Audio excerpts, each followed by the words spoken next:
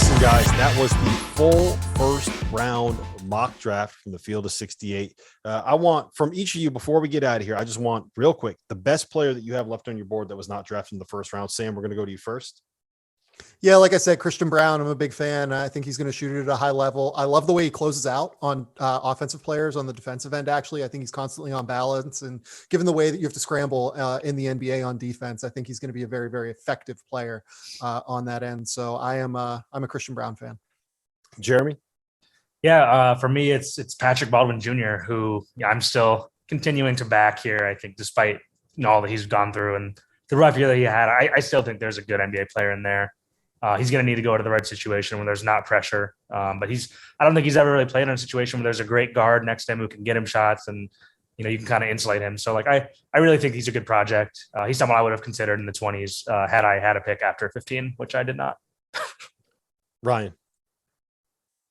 Christian Brown would be the player for me as well. If I could throw in one name, though, to keep an eye on late in the first round, talking to people around the league, that's Josh Minott from Memphis. Obviously, he didn't do a whole lot for the Tigers on the court, but talking to coaches and people around the program and some NBA guys, if you want to be patient, put this kid in the G League. It's a home run swing. You could strike out, but a lot of NBA teams that I've talked to are intrigued by that kid's talent in this late first, early second round range.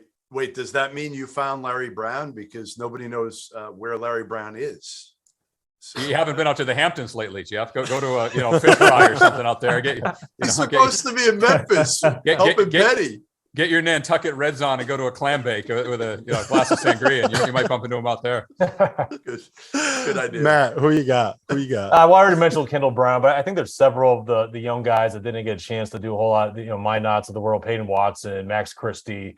I wouldn't be surprised if any of these guys in a few years we look back, be like, all right, these guys tapped into their potential and probably should have been first round picks. Goodman? Yeah, I like Kendall Brown. I really do. I think, again, he's got great feel for the game.